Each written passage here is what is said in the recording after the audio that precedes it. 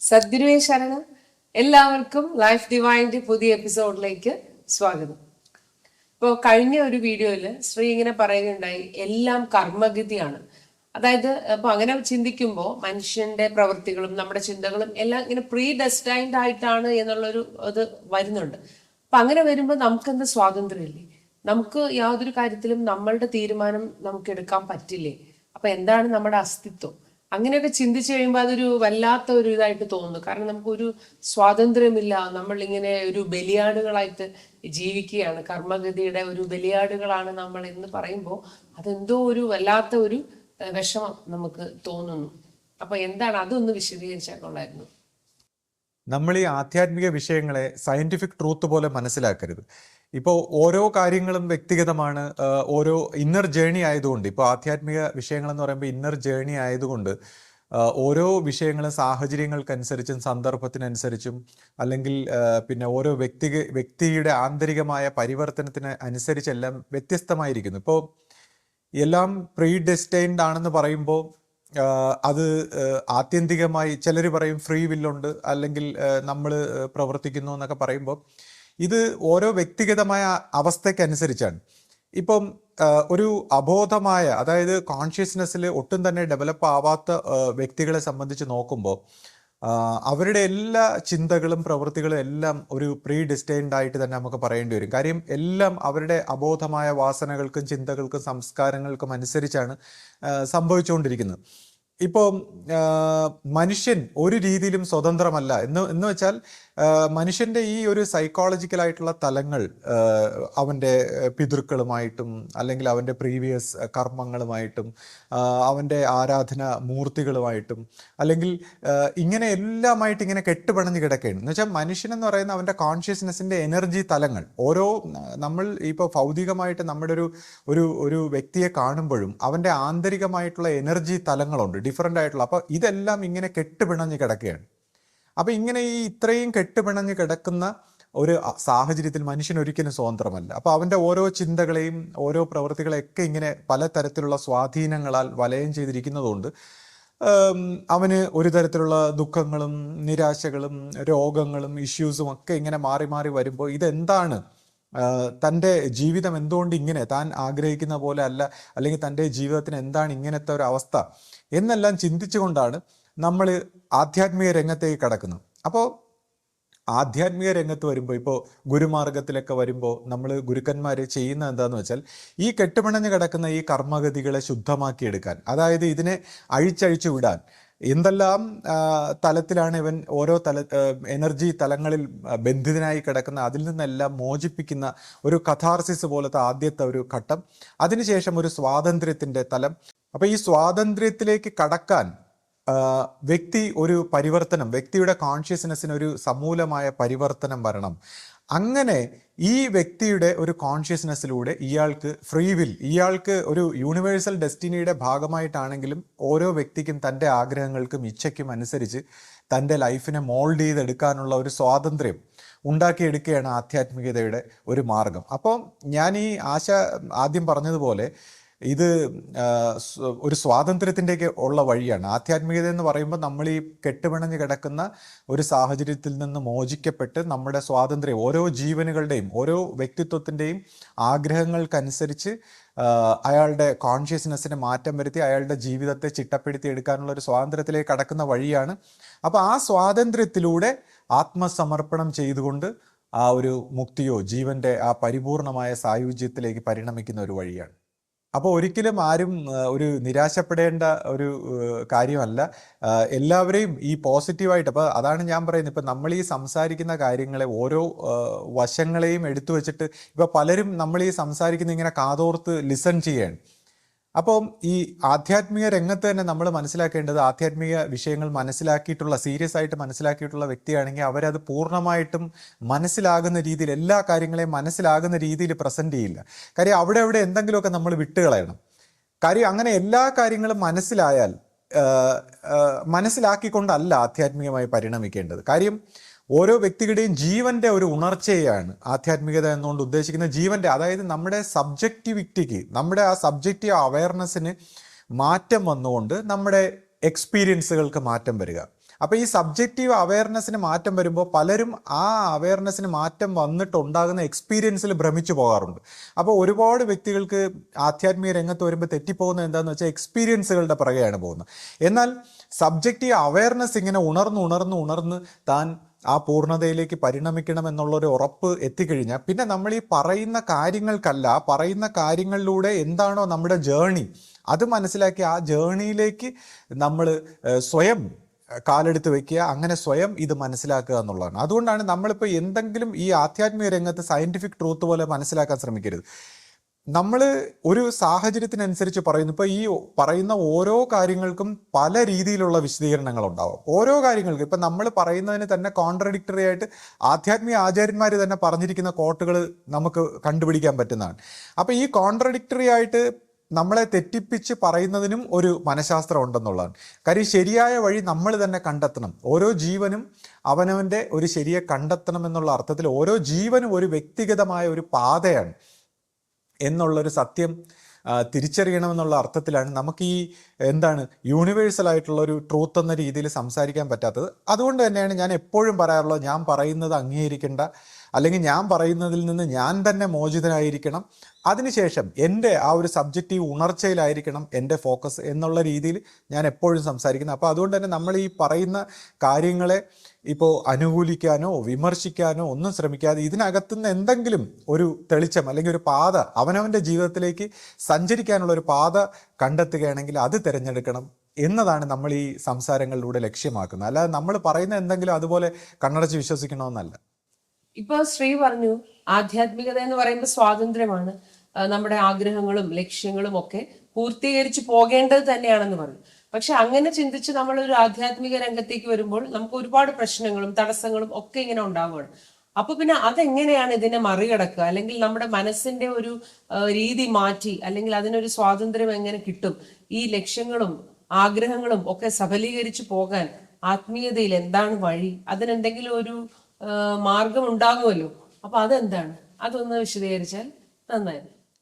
ഇപ്പൊ സാധാരണഗതിയിൽ മനുഷ്യന്റെ അബോധ സംസ്കാരങ്ങൾ അവനെ നിയന്ത്രിക്കുന്ന അവസ്ഥയിൽ ഒരു വ്യക്തി ഒരു ബലിയാടിനെ പോലുള്ള ഒരു ജീവിതമാണ് നയിക്കുന്നതെങ്കിൽ ആധ്യാത്മിക രംഗം സ്വാതന്ത്ര്യം, ശാന്തി, സമാധാനത്തിന്റെ വഴിയാണെന്ന് നമ്മൾ പറയുമെങ്കിലും തുടക്കത്തിൽ ഒരുപാട് പേർക്ക് പല രീതിയിലുള്ള പ്രശ്നങ്ങൾ ഇങ്ങനെ ഉന്നയിച്ച് കേൾക്കാറുണ്ട്. അപ്പോൾ അത് ഒരർത്ഥത്തിൽ നമ്മൾ ഈ ആധ്യാത്മിക രംഗത്ത് ഒരു കഥാർസിസിലൂടെ കടന്നു പോവുകയാണ്.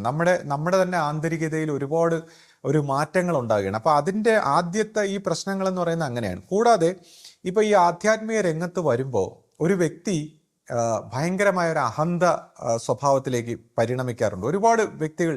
അപ്പോൾ ഈ അഹന്ത സ്വഭാവത്തിലേക്ക് പരിണമിക്കുന്നതിനനുസരിച്ച് നമ്മുടെ എല്ലാ ഇഷ്യൂസും ഇങ്ങനെ കൂടിക്കൂടി വരും. അതായത് നമുക്ക് ജലസി, പിന്നെ വയലൻസ്, ദേഷ്യം, അങ്ങനെ എല്ലാത്തരം ഇഷ്യൂസും കൂടിക്കൂടി വരും. കൂടാതെ നമുക്ക് ഒരുപാട് ശത്രുക്കളും എതിർപ്പുകളും ഇഷ്യൂസൊക്കെ ഉണ്ടാവും. അപ്പോൾ ഇതിനോടെല്ലാം നമ്മൾ കൂടുതൽ പ്രതികരിക്കാനും അങ്ങനെയൊക്കെ ഉണ്ടാകുന്ന ഒരു സാഹചര്യം വരുമ്പോൾ ആദ്യം ഇതൊരു കുഴഞ്ഞു മറിഞ്ഞ ഒരു അവസ്ഥയിലായി പോകും. അപ്പോൾ ഇതെങ്ങനെ ഹാൻഡിൽ ചെയ്യണം? നമ്മുടെ ഒരു കോൺഷ്യസ്നെസ് ഉണർന്ന് നമ്മൾ എനർജിയൊക്കെ ഇങ്ങനെ സംഭരിച്ച് വരുമ്പോഴത്തേക്ക് ഉണ്ടാകുന്ന ഈ അവസരത്തിൽ, കൂടാതെ ഈ സാത്വിക അഹന്തയും ഉണ്ടാകും, താൻ എന്തോ സംഭവമാണ് എന്നൊക്കെയുള്ള ഒരു സാത്വിക അഹന്തയൊക്കെ ഉണ്ടാവും. അപ്പോൾ ഇങ്ങനെ ഉള്ള ഒരു സാഹചര്യത്തിനെ എങ്ങനെ ഹാൻഡിൽ ചെയ്യണം? അപ്പോൾ അവിടെയാണ് നമുക്ക് കുറച്ച് അറിവിൻ്റെ ആവശ്യം. അതായത് ലൈഫ് എന്താണ്, താൻ ആരാണ്, തൻ്റെ ജീവിതം എങ്ങനെ കൊണ്ടുപോകണമെന്നൊക്കെയുള്ളൊരു അറിവ് നമ്മൾ സമ്പാദിക്കണം. ഇപ്പോൾ ആശ പറഞ്ഞ പോലെ തന്നെ ഒരുപാട് ആധ്യാത്മിക രംഗത്ത് വന്നിട്ട് പ്രശ്നങ്ങളെ അഭിമുഖീകരിക്കുന്ന ഒരുപാട് പേരെ ഞാൻ കണ്ടിട്ടുണ്ട്. ഒരുപാട് പേര് എന്നോട് വന്ന് സംസാരിക്കാറുണ്ട്, ചർച്ച ചെയ്തിട്ടുണ്ട്. പലരും ഇപ്പം തന്നെ നമ്മുടെ ഒരു ആശ്രമ സ്വഭാവത്തിൽ തന്നെ ഞാൻ കണ്ടിട്ടുണ്ട്. അവർ വർക്ക് ചെയ്യുന്ന സ്ഥാപനത്തിനെ കുറ്റം പറയുന്നു, അല്ലെങ്കിൽ അതിൻ്റെ ഹെഡായിട്ടുള്ള സന്യാസിമാരെ കുറ്റം പറയുന്നു, അല്ലെങ്കിൽ മറ്റു വ്യക്തികളെ കുറ്റം പറയുന്നു, അങ്ങനെ വീട്ടുകാരെ കുറ്റം പറയുന്നു, നാട്ടുകാരെ കുറ്റം പറയുന്നു, ഹോൾ ആശ്രമത്തെ കുറ്റം, അങ്ങനെ പല രീതിയിൽ ഇങ്ങനെ കുറ്റം പറയുന്ന, പിറുപിറുക്കുന്ന, ഇഷ്യൂസൊക്കെ ഉന്നയിക്കുന്ന ഒരുപാട് ആൾക്കാരെ ഞാൻ കണ്ടിട്ടുണ്ട്. അപ്പോൾ അവരുടെ ലൈഫ് അങ്ങ് വളരെ കുളമായിട്ട് മാറിയിരിക്കുകയാണ്. അപ്പോൾ അത് എന്തുകൊണ്ടാണ്? അപ്പോൾ ഇവിടെയാണ് നമ്മൾ മനസ്സിലാക്കേണ്ട ഒരു അഹന്ത, ഒരു ഈഗോ സെൻറ്റർ, താൻ എന്ന് പറയുന്ന ഒരു സംഭവം, അതിൻ്റെ എന്ന് പറഞ്ഞാൽ നമ്മൾ ഇന്നലെ വരെ നമ്മളൊന്നും അല്ലായിരുന്ന ഒരു വ്യക്തി പെട്ടെന്ന് താൻ എന്ന് പറയുന്ന ഒരു സെൻറ്ററിലേക്ക് ഒരു കോൺഷ്യസ്നെസ് വികസിക്കുമ്പോൾ ഇയാൾക്ക് മറ്റുള്ളവരെ പുച്ഛം, അവരെ തിരുത്തുക, അവരുടെ കുറ്റം കണ്ടെത്തുക, ഇങ്ങനെയൊക്കെ ഉള്ളൊരു സാഹചര്യത്തിൽ വന്നിട്ടാണ് ഈ ഒരു ഇഷ്യൂസ് ഉണ്ടാകുന്നത്. ഇപ്പോൾ കഴിഞ്ഞ ദിവസം എന്നോട് ഒരാൾ, എൻ്റെ ഒരു സുഹൃത്ത് എനിക്കൊരു മെസ്സേജ് അയച്ചു. അതായത് എൻലൈറ്റൻമെൻറ്റിൻ്റെ 2 സ്റ്റെപ്പാണ്. ഒന്ന്, നമ്മൾ സംബടി ആയിരുന്നു, ആ സംബടി നോബഡി ആകുന്നു. പിന്നീട് ഈ നോബഡി എവ്രിബഡി ആകുന്നു. അതാണ് എൻലൈറ്റൻമെന്റ്. അപ്പൊ ആദ്യം സംബടി, ആദ്യം നമ്മൾ ആരോ ആണ്, അത് പിന്നെ നോബഡി ആവുന്നു, നമ്മൾ ഒന്നും അല്ലാതാവുന്നു, അഹന്ത ഇല്ലാതാവുന്നു, പിന്നെ നമ്മൾ എവ്രിബഡി ആകുന്നു. അപ്പൊ ഇതാണ് എൻലൈറ്റൻമെന്റ്. അപ്പൊ ഞാൻ പറഞ്ഞു, എൻലൈറ്റൻമെന്റ് കഴിഞ്ഞ് ഗോഡ് റിയലൈസേഷനിലേക്ക് ഇനിയും കുറെ സ്റ്റെപ്പുകളുണ്ട്. എന്നിട്ട് ഞാൻ പറഞ്ഞു, ഈ എവ്രിബഡി ആകുമ്പോൾ ഈ പിണ്ടാണ്ടം എന്ന് പറയുന്ന ഇൻഡിവിജ്വൽ ആയിട്ടിരിക്കുന്ന വ്യക്തി ബ്രഹ്മാണ്ടത്തിലേക്ക് വികസിച്ചു, എവ്രിബഡി എന്നുള്ള അർത്ഥത്തിൽ. ഞാൻ പറഞ്ഞു, പിന്നീട് എവ്രിബഡി നത്തിങ് ആവും, ഒന്നും അല്ലാതാവും. ഈ എവ്രിബഡി എവ്രിതിങ് ആയിട്ട് നമ്മൾ കണ്ടതെല്ലാം ഒന്നുമല്ല. അപ്പൊ ഈ ബ്രഹ്മാണ്ടത്തിന്റെ ഈ എവ്രിബഡി എന്ന് പറയുന്ന ഈ സ്റ്റേറ്റിനകത്താണ് നമ്മൾ ഈ കണ്ടിരിക്കുന്ന ഈ ഗോഡസുകൾ, നമ്മുടെ പല പല ദേവീ ദേവ സ്വഭാവത്തിലുള്ള ബ്രഹ്മ വിഷ്ണു മഹേശ്വരന്മാരും ഇങ്ങനെയൊക്കെയുള്ള എല്ലാ മൂർത്തി സ്വഭാവങ്ങളും എല്ലാം ഈ എവ്രിബഡി എന്ന് പറയുന്ന ബ്രഹ്മാണ്ടത്തിന്റെ ഒരു ഭാഗമാണ്. അപ്പോൾ ഇത് ഓൾ ഓഫ് എ സഡൻ ഇത് നത്തിങ് ആവുന്നു. ദെൻ ആ കോൺഷ്യസ്നെസ് ബിക്കം എവ്രിതിങ് ആവുന്നു. അപ്പോൾ എവ്രിതിങ് എന്ന് പറയുന്ന ഒരു എക്സ്പീരിയൻസ് വരുന്നു. അപ്പോൾ അതുകൊണ്ടാണ് ഞാൻ പറഞ്ഞത്, ഇങ്ങനെ പല തരത്തിലുള്ള എക്സ്പീരിയൻസിലേക്ക് വരുമ്പോൾ അതിനെല്ലാം അവിടെ ഭ്രമിച്ചു നിന്നിട്ട് പല വ്യക്തികളും ഈ കറക്റ്റ് പ്രോപ്പറായിട്ടുള്ള ഒരു ഗുരുമാർഗം ഇല്ലാത്ത അവസ്ഥയിൽ പരിണമിക്കുന്ന വ്യക്തികൾ ഓരോ അവസ്ഥയിലും അത് റിയലൈസേഷനാണ്, അല്ലെങ്കിൽ ആ ആനന്ദത്തിൽ ഇങ്ങനെ അഭിരമിച്ച് പോകാറുണ്ട്, അപ്പോൾ തെറ്റിദ്ധരിക്കാറുണ്ട്.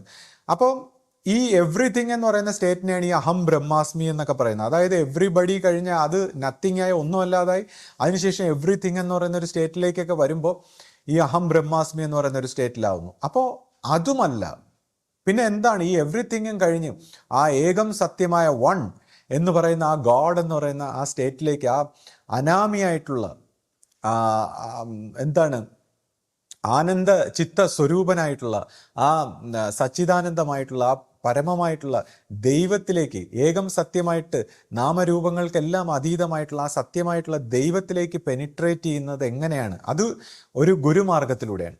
അതാണ് നമ്മുടെ സനാതന ധർമ്മത്തിൽ, ഭാരതത്തിൻ്റെ ഒരു ധർമ്മത്തിൽ ആദ്യമേ പറയുന്നത് ഇതാണ്. ഗുരുമാർഗത്തിലൂടെ ഈ സത്യമായ, ഏകം സത്യമായ ആ കോൺഷ്യസ്നെസ്സിനെ ടച്ച് ചെയ്തിട്ടുള്ള ആ വ്യക്തിത്വങ്ങൾ നമ്മുടെ ഈ സൃഷ്ടിക്രമത്തിൽ, നമ്മുടെ ഈ നാമരൂപങ്ങളുടെ ഈ സ്റ്റാറ്റസിൽ ഒരു ഗുരുവിൻ്റെ സ്വരൂപമായി വർത്തിച്ചുകൊണ്ട് നമ്മളെ ആ സത്യത്തിലേക്ക് നയിക്കുന്നു എന്നുള്ളതാണ്. അതാണ് ഈ ഗുരുമാർഗങ്ങളും ഗുരുമഹിമയുടെ ഒരു പ്രാധാന്യം.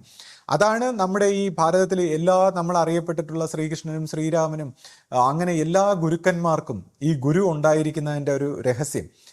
അപ്പൊ ഈ അനാമിയായിട്ടുള്ള എല്ലാ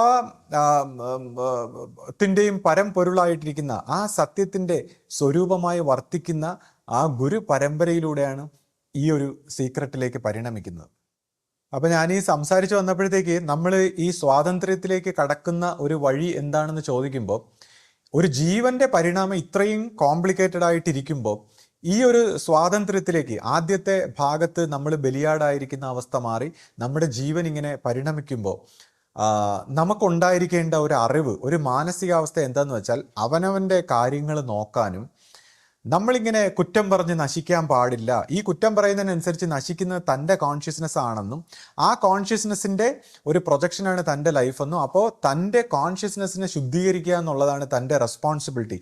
അപ്പം ഇപ്പോൾ താൻ വർക്ക് ചെയ്യുന്ന ഒരു സ്ഥാപനം അത് നന്നാകുമെന്നും, അതിൻ്റെ ഹെഡായിട്ടുള്ള സന്യാസി അല്ലെങ്കിൽ അതിൻ്റെ ഓഫീസർ അവർ നന്നാവുമെന്നും, തൻ്റെ അയൽവാസി, അങ്ങനെ തൻ്റെ ചുറ്റുമുള്ള എല്ലാവരും നന്നാവും, തൻ്റെ റിലേഷൻഷിപ്പിലുള്ള എല്ലാവരെ കുറിച്ച് നല്ലത് ചിന്തിക്കുക, നല്ലത് പറയുക. എന്തിനാണ്? അവരെ എല്ലാവരെയും നന്നാക്കാനല്ല, തന്നെ നന്നാക്കാൻ വേണ്ടി. കാര്യം തൻ്റെ കോൺഷ്യസ്നെസ്സിൻ്റെ റിഫ്ലക്ഷനാണ് നമുക്ക് ഈ റിലേഷൻഷിപ്പായിട്ട്, നമുക്ക് ഈ ലൈഫിൽ കിട്ടിയിരിക്കുന്നത് നമ്മുടെ കോൺഷ്യസ്നെസ്സിന് മിററായിട്ട് നമ്മളെ റിഫ്ലക്റ്റ് ചെയ്യാനുള്ള ഒരു അവസ്ഥയാണ് തന്നേക്കുന്നത്. അപ്പോൾ ദൈവം തന്നേക്കെയാണ്. അപ്പോൾ ഈ നമ്മുടെ റിഫ്ലക്ഷൻ നമ്മൾ എത്രത്തോളം നല്ലതാക്കുന്നു, അങ്ങനെ ഓരോരുത്തരും നല്ലത്, ഓരോരുത്തരും നന്നാവുന്നു, ഓരോരുത്തരും വികസിക്കുന്നു, ഓരോരുത്തരും ജയിക്കുന്നു, അങ്ങനെ എല്ലാവർക്കും എല്ലാ നന്മയും വരട്ടെ എന്ന് പറയുമ്പോൾ നമ്മളാണ് നന്നാവുന്നത്. കാര്യം നമ്മുടെ ആന്തരികത ശുദ്ധമായി, നമ്മുടെ വൈബ്രേഷൻസ് ശുദ്ധമായി, നമ്മുടെ ജീവിതം ക്ലിയറായി നമുക്ക് എല്ലാ നന്മയും വരുന്നു. അപ്പം നമ്മൾ വർക്ക് ചെയ്യുന്ന സ്ഥാപനത്തിൽ, ഇപ്പോൾ നമ്മളിപ്പോൾ ഈ പരാതി പറഞ്ഞ ആൾക്കാരെല്ലാം നോക്കി എല്ലാം മറ്റുള്ളവരുടെ പ്രശ്നങ്ങളാണ്, എല്ലാം ബാക്കിയുള്ളവരിലാണ് കുഴപ്പം, ഇതെന്തൊരു ലോകമെന്ന് പറഞ്ഞ് പിറുപിറുത്തോണ്ടിരിക്കുന്ന ഒരുപാട് ആധ്യാത്മികരായ വ്യക്തികളെ എനിക്കറിയാം. അപ്പോൾ ഇങ്ങനെ പിറുപിറുക്കാതെ താൻ എവിടെയാണോ നിൽക്കുന്നത് അത് മൊത്തം നന്നാവും, അവിടെയുള്ള എല്ലാവരും നന്നാവും. എന്തിന്? ശത്രുവിനോട് പോലും നമുക്ക് ക്ഷമിച്ചിട്ട് ശത്രുവിന് പോലും നന്മ വരണമെന്നുള്ള രീതിയിൽ വികസിച്ചാൽ നമ്മുടെ കോൺഷ്യസ്നെസ് ഏറ്റവും ഉയർന്ന തലത്തിലേക്ക്, ഗോഡ് എന്ന് പറയുന്ന creator, God is A creator എന്നാണ്. അപ്പോൾ എല്ലാ നന്മയും ഉണ്ടാക്കണമെങ്കിൽ ഗോഡ് എന്ന് പറയുന്ന ആ സ്റ്റേറ്റിനോട് മാക്സിമം അടുക്കാൻ നമ്മളെ സഹായിക്കുന്നതാണ് ഈ ശത്രുവിനോട് പോലും ക്ഷമിക്കാൻ കഴിയുന്ന മെൻറ്റാലിറ്റി. അങ്ങനെ അപ്പോൾ ശത്രു ചെയ്യുന്ന തെറ്റോ അല്ലെങ്കിൽ മറ്റുള്ളവർ ചെയ്യുന്ന തെറ്റോ അതെല്ലാം അവർ ചെയ്യുന്നവർ അത് അനുഭവിച്ചോളും.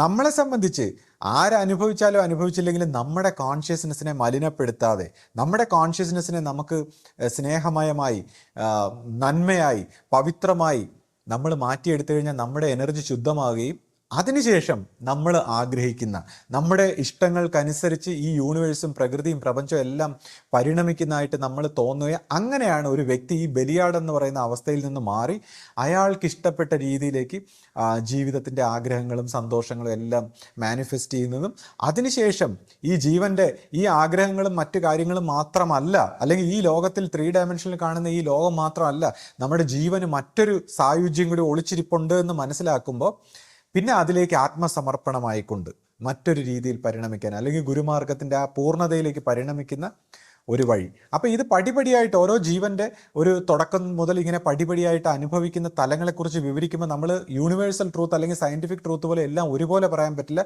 ഓരോരുത്തരിലും ഓരോ വ്യക്തികളുടെ അവസ്ഥയ്ക്കും സാഹചര്യത്തിനും സന്ദർഭത്തിനും ഒക്കെ അനുസരിച്ച് അത് വ്യത്യസ്തമായിരിക്കുന്നു. അതുകൊണ്ട് തന്നെ നമ്മുടെ ഈ സംസാരങ്ങളെ ആരും തെറ്റിദ്ധരിച്ച് കളയരുത്. ശ്രീ, നമ്മുടെ ഗുരുമാർഗത്തിൽ ഇപ്പോൾ 2ാമത്തെ ഗുരുവിന്റെ ഒരു കാലഘട്ടത്തിലൂടെയാണ് നമ്മൾ കടന്നുപോയിക്കൊണ്ടിരിക്കുന്നത്. അപ്പോൾ ആധ്യാത്മികമായിട്ട് പല തലങ്ങളിൽ നിൽക്കുന്നവർക്ക് പല തരത്തിലുള്ള സംശയങ്ങളും ആശയക്കുഴപ്പങ്ങളും ഉള്ള ഒരു കാലഘട്ടം കൂടിയാണിത്. അപ്പോൾ എല്ലാവർക്കും അതിലൊരു വ്യക്തത വരാനും നമുക്ക് ഗുരുവിശ്വാസത്തിൽ, നമ്മുടെ ഗുരുമാർഗത്തിൽ ഉറച്ചു നിന്ന് മുന്നോട്ട് പരിണമിക്കാനും എന്തെങ്കിലും കുറച്ച് കാര്യങ്ങൾ, അതിനുള്ള വിശദീകരണം ഒന്ന് തന്നാൽ കൊള്ളാമായിരുന്നു. കുറച്ചുകൂടെ ഒരു വ്യക്തത വന്നാൽ കൊള്ളാമായിരുന്നു.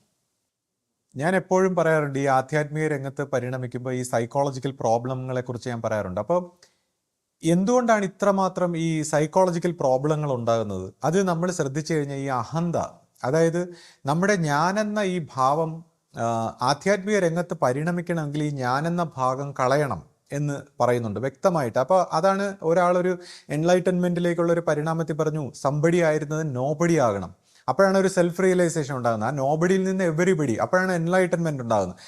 ആ എവരിബഡിയിൽ നിന്ന് നത്തിങ്, വീണ്ടും യൂണിവേഴ്സൽ ആ ബ്രഹ്മാണ്ടം നത്തിങ് ആവണം.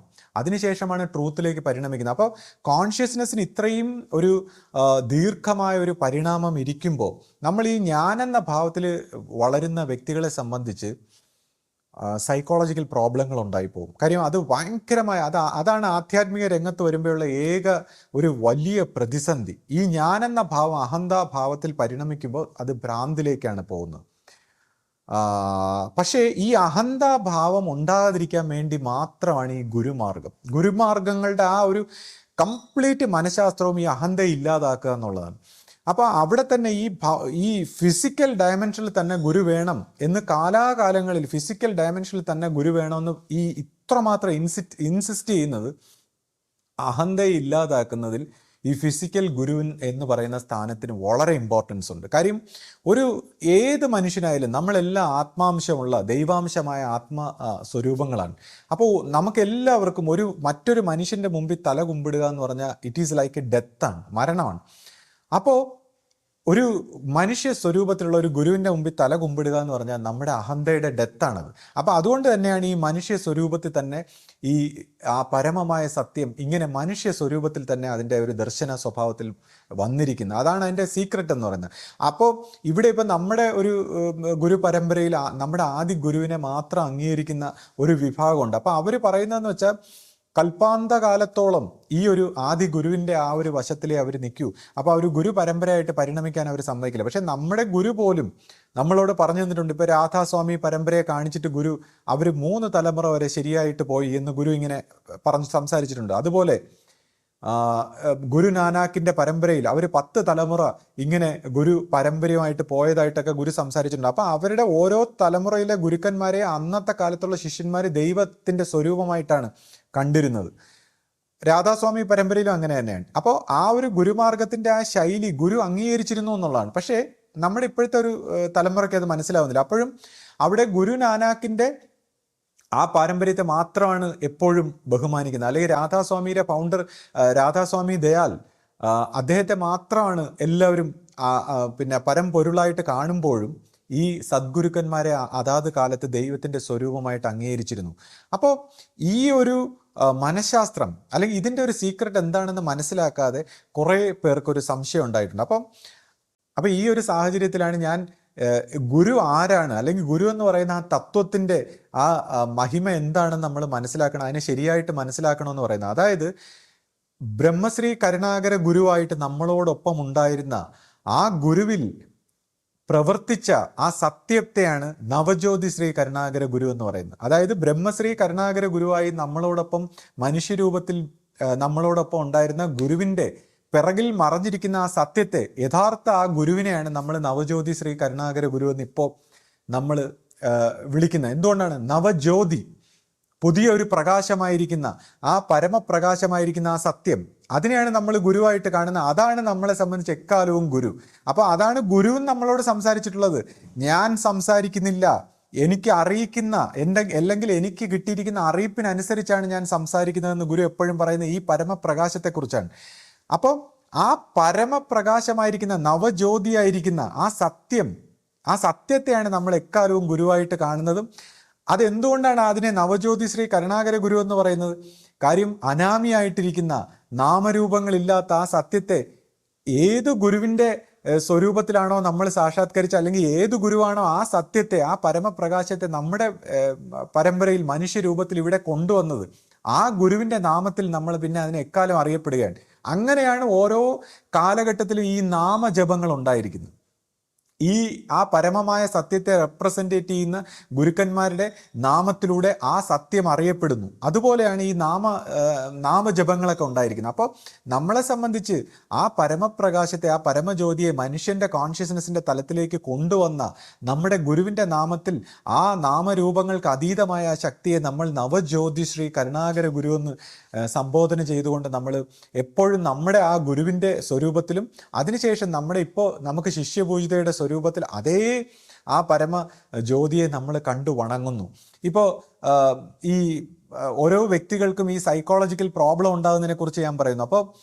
ഇപ്പോൾ മനുഷ്യരൂപത്തിൽ വണങ്ങാതെ, ഇപ്പം നമ്മൾ മനസ്സിൻ്റെ ഒരു സ്വഭാവത്തിലാണ് വണങ്ങുന്നത്. ഇപ്പോൾ ഓരോരുത്തരും പറയും ഞാൻ ഗുരുവിനെ പേഴ്സണലായിട്ട് വണങ്ങിക്കോളാം, പ്രാർത്ഥിച്ചോളാം എന്നൊക്കെ പറയുമ്പോൾ എന്തുകൊണ്ടാണ് ഈ മനുഷ്യരൂപത്തിൽ അത് കിട്ടാത്തത്? അല്ലെങ്കിൽ മനുഷ്യരൂപത്തിൻ്റെ ഒരു പ്രശ്നം മനുഷ്യൻ്റെ ഒരു സ്വഭാവത്തിൽ. കാര്യം മനുഷ്യൻ്റെ മനസ്സൊരു തെറ്റിൻ്റെ പരിണാമമാണ്. അപ്പോൾ നമ്മുടെ ഗുരു എപ്പോഴും പറഞ്ഞിട്ടുണ്ട്, മനുഷ്യൻ്റെ മനസ്സ് എങ്ങനെ ഒരു തെറ്റായിട്ട് പരിണമിച്ച് വന്നു എന്നുള്ള കാര്യങ്ങൾ നമ്മുടെ ഗുരു എപ്പോഴും സംസാരിച്ചിട്ടുണ്ട്.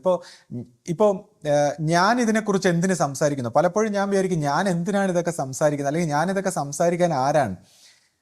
ഇപ്പോൾ ഒരു വ്യക്തി എന്നെക്കുറിച്ച് പറഞ്ഞു, ഇങ്ങനെ ഉദ്ദിഷ്ടകാരി ഉപകാര സ്മരണ. അപ്പം ഞാൻ എന്തെങ്കിലും ഉദ്ദിഷ്ട കാര്യത്തിനാണോ, അല്ലെങ്കിൽ ഞാൻ എന്തിനാണ് ഈ സംസാരിക്കുന്നത്? അപ്പം ഞാൻ തന്നെ ഇങ്ങനെ ചിന്തിക്കുമ്പോൾ ഞാൻ എന്തിനാണ് സംസാരിക്കുന്നത്, അല്ലെങ്കിൽ എന്താണ് അല്ലെങ്കിൽ ഞാൻ എന്തിലെങ്കിലും പോയി പ്രവർത്തിക്കുന്നോ, അല്ലെങ്കിൽ എന്തെങ്കിലും സ്ഥാനമാനങ്ങളോ എന്തെങ്കിലും ലക്ഷ്യങ്ങളോ. അപ്പം ഞാനിങ്ങനെ ചിന്തിക്കുമ്പോൾ എൻ്റെ കുട്ടിക്കാലത്ത് ഞാൻ ആശ്രമത്തിൽ വരുമ്പോൾ, അന്ന് ഞായറാഴ്ചകളിലൊക്കെയാണ് നമ്മൾ ആശ്രമത്തിൽ വരുന്നത്. അപ്പോൾ ആശ്രമത്തിൽ വരുന്ന സമയത്ത് ആദ്യകാലങ്ങളിൽ ഗുരുവിൻ്റെ റൂമിൽ നമ്മളെ ഇരുത്തി കുറേ സംസാരിച്ചിട്ടാണ് പിന്നെ നമ്മളെ അടുത്തോട്ട് വിളിക്കുന്നത്. അപ്പോൾ പിന്നീടാണെങ്കിൽ നമ്മുടെ ആ ഹാളിൽ നമ്മളെ ഇരുത്തി ഗുരു പ്രഭാഷണം നടത്തും. അപ്പോൾ ഞാനിങ്ങനെ കൊച്ചു കുട്ടിയായിരുന്നെങ്കിലും, നമ്മൾ അത്രത്തോളം വിശ്വാസമൊന്നും വന്നിട്ടില്ലെങ്കിലും നമ്മൾ വളരെ സീരിയസ് ആയിട്ട് കാര്യങ്ങളെ സമീപിക്കുന്ന ഒരു കുട്ടിയായിരുന്നു. അപ്പോൾ നമ്മളിങ്ങനെ കേട്ടുകൊണ്ടിരിക്കുമ്പോൾ ഗുരുവിൻ്റെ പ്രഭാഷണം, അപ്പോൾ ഗുരു ഇങ്ങനെ സംസാരിക്കുന്ന ഒരു വേദന വളരെ സീരിയസ് ആയിട്ട്, ഇങ്ങനെ ഒരു തെറ്റ് പറ്റിയതായിട്ടും, അല്ലെങ്കിൽ കുട്ടികളെ വളർത്തുന്നതിലുള്ള പ്രശ്നം, അല്ലെങ്കിൽ മറ്റ് പല പ്രശ്നങ്ങൾ, ലോകത്തിൻ്റെ പല പല വിഷയങ്ങൾ. അപ്പം നമ്മളതിങ്ങനെ കേട്ട് അതിലൊരു കാര്യം, ഒരു വ്യക്തി വളരെ വേദനയോടെ ഇത്ര സീരിയസ് ആയിട്ട് സംസാരിക്കുമ്പോൾ ആ വേദന നമ്മളിലും നമ്മുടെ മനസ്സിലും വൈബ്രേറ്റ് ചെയ്യാൻ. അപ്പം നമ്മൾ വളരെ വേദനയോടുകൂടി ഇത് കേട്ടുകൊണ്ടിരിക്കുകയാണ്. കുറേ നേരം കേട്ടുകൊണ്ടിരുന്നിട്ട് അവസാനം നമ്മുടെ മനസ്സിൽ നമുക്ക് തോന്നുകയാണ് നമുക്ക് എന്തൊക്കെയോ തെറ്റ് പറ്റിപ്പോയി. കാര്യം നമുക്ക് എന്താണ് തെറ്റെന്നോ എങ്ങനെ റെക്ടിഫൈ ചെയ്യണമെന്ന് നമുക്ക് അറിയുന്നില്ല ആ പ്രായത്തിൽ. അപ്പം നമുക്ക് മനുഷ്യനെന്ന രീതിയിൽ നമുക്ക് എന്തൊക്കെയോ തെറ്റ് പറ്റി. നമ്മൾ വളരെ വിഷമിച്ച് അവസാനം ഗുരുവിൻ്റെ കണ്ണാടി കൂടങ്ങ് മാറ്റി ഗുരുവിനെ നേരിട്ട് കാണിക്കുമ്പോൾ ദൈവമേ നമ്മളെ രക്ഷിക്കണേ എന്നുള്ള ഒരു വിളി അറിയാതെ നമ്മുടെ ഉള്ളിൽ നിന്ന് വരും. കാര്യം നമ്മൾ ഈ കേട്ട ഈ വേദനയെല്ലാം നമ്മുടെ മനസ്സിൽ ഇങ്ങനെ പതിച്ചിരിക്കുകയാണ്. അപ്പോൾ ഗുരു ഇങ്ങനെ വളരെ വിഷമിച്ച് ഇങ്ങനെ സംസാരിക്കുന്ന ആ വേദനയാണ് സത്യം പറഞ്ഞാൽ നമ്മുടെ ഉള്ളിൽ ഇപ്പോഴും പതിഞ്ഞു കിടക്കുന്നത്. അപ്പോൾ ഇത്രയും സത്യവും ധർമ്മവും നീതിയും അല്ലെങ്കിൽ ഇത്രയും ത്യാഗ സ്വഭാവത്തിലുള്ള ആ സംസാരം നമ്മുടെ അങ്ങ് ചെവിയിൽ കൂടെ നമ്മളെ അന്തരംഗത്തിൽ അങ്ങ് പതിഞ്ഞുപോയി. അതിനുശേഷം ഗുരുവിനെ കാണുമ്പോഴാണെങ്കിലോ ഗുരു വളരെ ചിരിയും ഭയങ്കര തമാശയും. അപ്പം ഞാൻ അന്ന് തന്നെ എനിക്കതൊരു അതിശയമായിരുന്നു. കാര്യം എന്ന് വെച്ചാൽ വളരെ തീവ്രമായിട്ട് സംസാരിക്കുന്നു, അതിനോടൊപ്പം തന്നെ വളരെ തമാശയും വളരെ സരളമായിട്ടും സംസാരിക്കുന്നു. അപ്പോൾ ഗുരുവിൻ്റെ ആ ഡിറ്റാച്ച്മെൻ്റ് ആണ്. ഭാവിയിൽ അത് ഞാൻ മനസ്സിലാക്കുന്ന ഗുരു അത്രമാത്രം ഡിറ്റാച്ച്ഡ് ആണ് മനസ്സിൽ നിന്ന്. ഇപ്പോൾ ഈ സൈക്കോളജിക്കൽ പ്രോബ്ലം ഉള്ള വ്യക്തികൾ ഭയങ്കര സീരിയസ് ആയിട്ട് സംസാരിച്ച് എല്ലാം സീരിയസ് ആയിട്ട് ഭയങ്കര ഇഷ്യൂസൊക്കെ ഉണ്ടാക്കി ഭയങ്കര കുഴപ്പമായിട്ട് മാറ്റിക്കളയും. പക്ഷേ ഗുരു എന്ന് പറയുമ്പോൾ വളരെ തമാശയാണ്. മറ്റ് സാഹചര്യങ്ങളിലെല്ലാം തമാശയും ജീവിതത്തിൻ്റെ ആസ്വാദ്യകരമായ കാര്യങ്ങളും ജീവിതത്തിൻ്റെ പോസിറ്റീവായിട്ടുള്ള കാര്യങ്ങളും നന്മയും എല്ലാം. അതേസമയം ഈ തീവ്രമായ മനുഷ്യൻ്റെ ഈ ദുഃഖങ്ങളെക്കുറിച്ച് സംസാരിക്കുമ്പോൾ അങ്ങനെയും സംസാരിക്കുന്നു. അപ്പോൾ ഈ ഒരു ദുഃഖത്തിൻ്റെ ഒരു അംശം നമ്മൾ കുട്ടിക്കാലം മുതൽ കേട്ട് നമ്മൾ ഈ ആധ്യാത്മിക രംഗത്ത് വന്നപ്പോൾ നമ്മൾ സംസാരിക്കുന്ന ആ ഒരു വിഷമത്തിൻ്റെ ആ ഒരു സത്യത്തിൻ്റെ വശം നമുക്കൊരു സ്വല്പം മനസ്സിലാകുമ്പോൾ അതിനെ മനസ്സിലാക്കാതെ അതിനെ തെറ്റിക്കുന്ന കുറേ വർത്തമാനങ്ങളും പ്രവൃത്തികളും കാണുമ്പോൾ നമ്മൾ അറിയാതെ സംസാരിച്ചു പോകുന്നതാണ്. അപ്പോൾ ഈ ഗുരുമാർഗത്തിൽ ഇങ്ങനെ പരിണമിച്ചു വരുമ്പോൾ സൈക്കോളജിക്കൽ പ്രോബ്ലം ഓരോരുത്തരുടെയും ആ വ്യക്തിഗതമായ ആ തൻ്റെ ചിന്തകളെയും വലിപ്പത്തെക്കുറിച്ചൊക്കെ മനസ്സിലാക്കുമ്പോൾ, അല്ലെങ്കിൽ അതിലൊക്കെ നിന്നുകൊണ്ട്, അല്ലെങ്കിൽ ഓരോരുത്തരും അവനവൻ്റെ കാഴ്ചപ്പാടുകളെ വിശ്വസിച്ചുകൊണ്ട്, അല്ലെങ്കിൽ അവനവൻ്റെ ബുദ്ധിയെ വിശ്വസിച്ചുകൊണ്ട്, അവനവൻ്റെ അറിവുകളെ, ഞാൻ വിചാരിക്കുകയായിരുന്നു എപ്പോഴും ഞാൻ ഈ അഹന്തയുടെ ഒരു നിർമ്മാർജ്ജനത്തിലൂടെ മനസ്സ് കംപ്ലീറ്റ് എംറ്റി ആകുമ്പോൾ ഉണ്ടാകുന്ന ആ ആനന്ദത്തെ, അല്ലെങ്കിൽ ദൈവികമായ ധർമ്മത്തിൻ്റെ ഒരു ഉണർച്ച വന്നപ്പോൾ ഞാൻ മനസ്സിലാക്കുന്ന മനുഷ്യൻ എത്രമാത്രം വിഡ്ഢിയാണ്.